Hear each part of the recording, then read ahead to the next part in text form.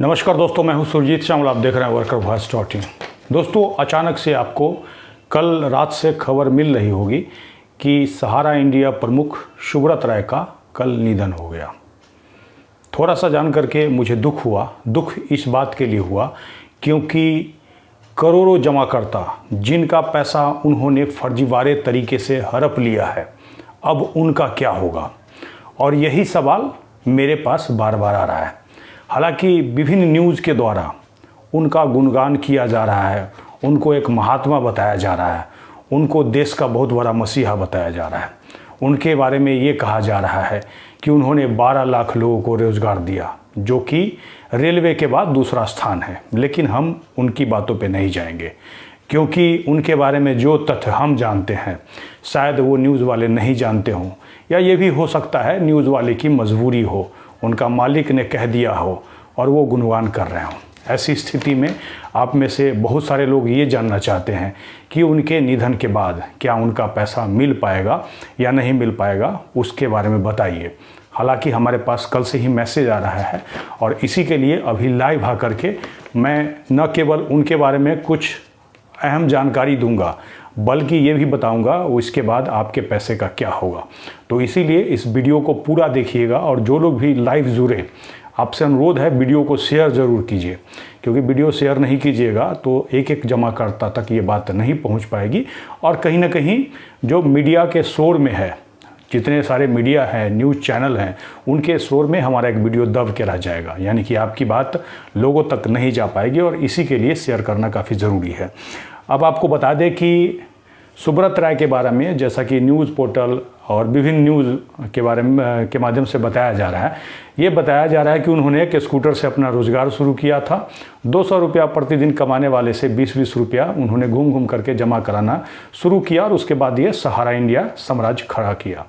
और इसके बाद आपको बता दें कि जब सरकार को भनक लगी कि सहारा इंडिया ने गलत तरीके से पैसा अर्जित कर लिया है, और उसके बाद इसके ऊपर जांच शुरू हुआ शिकायत जाने के बाद। और जब जांच शुरू हुआ तो 2008 में इन्होंने 2 कंपनियां, जो कि एक हाउसिंग वाला था और एक रियल एस्टेट वाला था, जिस पे रोक लगाया था। नॉन बैंकिंग का लाइसेंस जो दिया हुआ था सरकार की तरफ से, 2008 में जमा कराने से रोक लगा दिया, और 2015 में इसका लाइसेंस रद्द कर दिया।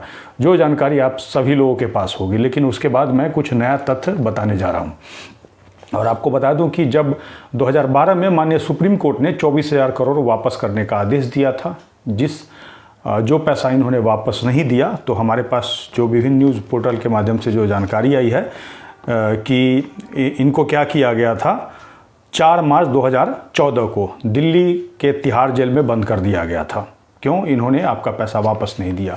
हालांकि बीच में आपको अलग अलग एजेंट के द्वारा झांसा दिया गया, क्योंकि सुब्रत राय आपके घर पे नहीं आया होगा, कहीं ना कहीं एजेंट ही आया होगा, और ये झांसा दिया गया होगा कि आपका पैसा सेफ है, आपको चिंता करने की कोई बात नहीं है। और उसके बाद उसी दरमियान, यानी कि 2014 से ही ये खेला शुरू हो गया था, जब ये जेल के अंदर गए थे, और उसी के बाद आपका पैसा वापस करना था। इन्होंने पैसा वापस नहीं किया और एक नया कंपनी खोल लिया, क्यूसॉप, और क्यूसॉप खोल करके आपका बिना आपसे साइन कराए, बिना आपसे संपर्क किए, आपका सभी का पैसा क्यूसॉप में पहले कन्वर्ट कर दिया। उसको कन्वर्ट करने के बाद जब क्यूसॉप का 17,000 शिकायत सरकार के पास प्राप्त हुआ, तो जब उसके ऊपर जांच बैठा दिया गया, एसएफआईओ ने जांच करना शुरू किया, तब इन्होंने क्या किया, आपका पैसा अलग अलग सोसाइटी में कन्वर्ट कर दिया, और आपको कहा गया कि आपका डबल हो जाएगा, ट्रिपल हो जाएगा। और आपको बता दें कि ये जेल से बाहर कब आए, तो ये जेल से जो बाहर आए, अपनी मां के अंतिम संस्कार में शामिल होने के लिए सुप्रीम कोर्ट ने उनको 6 मई 2016 को पेरोल पे रिहा किया था, पेरोल दिया गया था, और तब से वो जेल से बाहर थे। और कल यानी कि 14 नवंबर 2023 को उनका मुंबई में निधन हो गया। वो 75 वर्ष के बताए जा रहे हैं, और साथ ही उनके मृत्यु का जो कारण है, न्यूज़ के माध्यम से जो जानकारी आई है, उनका दिल का धड़कन रुक जाना, यानी कि हार्ट अटैक बताया जा रहा है। अब इसमें बड़ा सवाल आपका ये है कि इसके बाद आपका पैसा मिल पाएगा, नहीं मिल पाएगा। आपको बता दें कि आप लोगों ने लाखों शिकायत सेंट्रल रजिस्ट्रार को भेजा, दिल्ली हाई कोर्ट के आदेश के बाद उसके बाद उस केस को सरकार को चलाना चाहिए था, जबकि वो केस बंद हो गया। बंद होने के बाद भारत सरकार की तरफ से सुप्रीम कोर्ट में जाया गया और वहाँ पे सेबी के रिफंड खाते में जो पैसा जमा था उसी में से मात्र 5,000 करोड़ मांगा गया और कहा गया कि हम इससे जमाकर्ताओं का पैसा वापस कर देंगे। लेकिन आपको कुछ तथ्य मैं दोबारा से याद दिलाना चाहूँगा, क्योंकि जब कन्वर्जन आपका हुआ था अलग अलग सोसाइटी में, तो जैसा कि सेंट्रल रजिस्ट्रार ने ही कहा था 86,000 करोड़ रुपया क्या किया है, सोसाइटी के नाम पे वसूल लिया है। ये जो 24,000 करोड़ पहले वाला उसको भूल जाइए, उसके बाद इन्होंने सोसाइटी के नाम पे भी लोगों से पैसा ले लिया।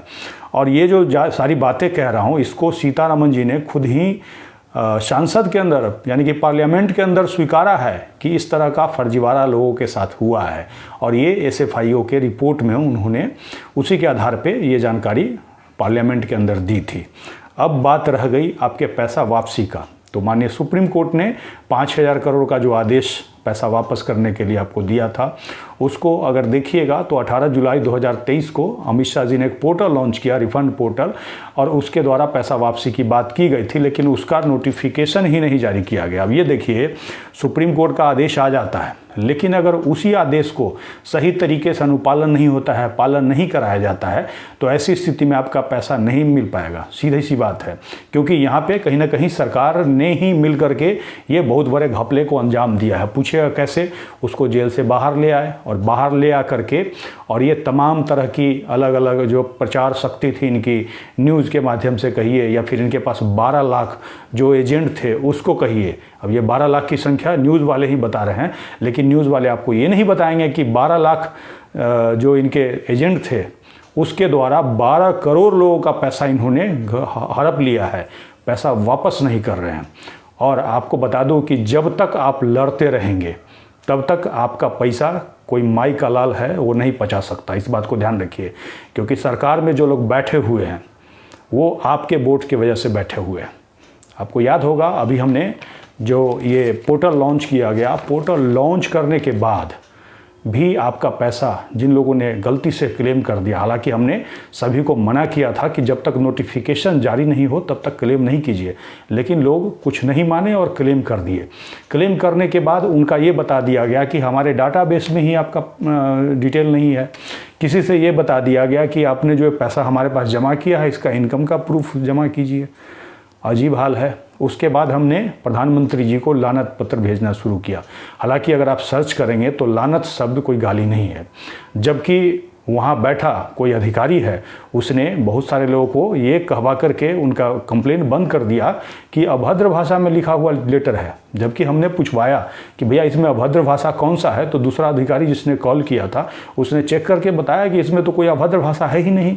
तो इसका मतलब कहीं ना कहीं जो देश के प्रधानमंत्री चौकीदार जी जो कहते थे कि हम चौकीदार हैं, आपको चिंता करने की ज़रूरत नहीं है, उनसे जब हम कह रहे हैं कि भाई सुब्रत राय को जेल में डालिए, तब वो कह रहे हैं कि ये जो चिट्ठी ही अभद्र भाषा में है।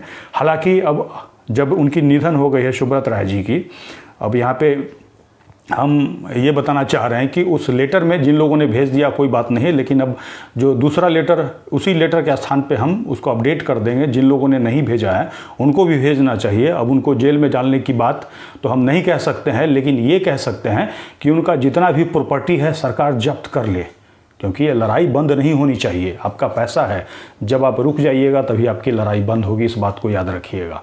तो हमारी सरकार से यही मांग होगी कि उनका जितना भी प्रॉपर्टी है सबको जब्त कर लिया जाए, क्योंकि न्यूज़ के माध्यम से ही ये पता चला है कि उनकी पत्नी ने किसी और देश की नागरिकता ले रखी है, उनके पुत्र और अन्य परिवार के सदस्य ने किसी और देश की नागरिकता ले रखी है। कल को ऐसा ना हो कि सरकार उसको फ्री कर दे, कहने का मतलब उनका प्रॉपर्टी सारा कुछ फ्री कर दे, क्योंकि वो मर गए और इसीलिए फ्री कर दे और वो सारा कुछ बेच बाच करके भाग जाए। तो इसीलिए हमारी सरकार से मांग होनी चाहिए कि वो जितना भी उनका प्रॉपर्टी है वो जब्त किया जाए SFIO के रिपोर्ट के आधार पर, और जब्त करके उसको नीलाम करके बेच करके सभी को दिलाया जाए। और ये जो पोर्टल में जो गड़बड़ी है उसके लिए हमने पहले ही 10 मांग सरकार को भेज दिया है। क्या मैं ये जो कह रहा हूँ क्या सही कह रहा हूँ या नहीं कह रहा हूँ, एक बार आप कमेंट्स करके ज़रूर बताइएगा।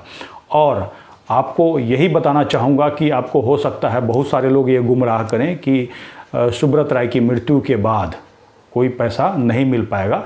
तो इसीलिए इस झांसे में नहीं आना है और हमारी लड़ाई को और तेज़ करने की ज़रूरत है। दोस्तों, जो लोग भी हमारे इस वीडियो को यूट्यूब पे देख रहे हैं तो चैनल को सब्सक्राइब करके जुड़े रहिए, और फेसबुक पे देख रहे हैं तो पेज लाइक करके जुड़े रहिए और अधिक से अधिक लोगों तक पहुंचाइए। हालांकि जो पैसा है वो सरकार चाहे जब चाहे आपका दिला सकती है, लेकिन इसके लिए सरकार को चोट देना होगा। अगर सरकार नहीं सुनती है तो इलेक्शन ही एकमात्र उपाय है जिसके माध्यम से आप अपनी ताकत दिखा सकते हैं। इसके साथ ही विदा लेता हूं। धन्यवाद।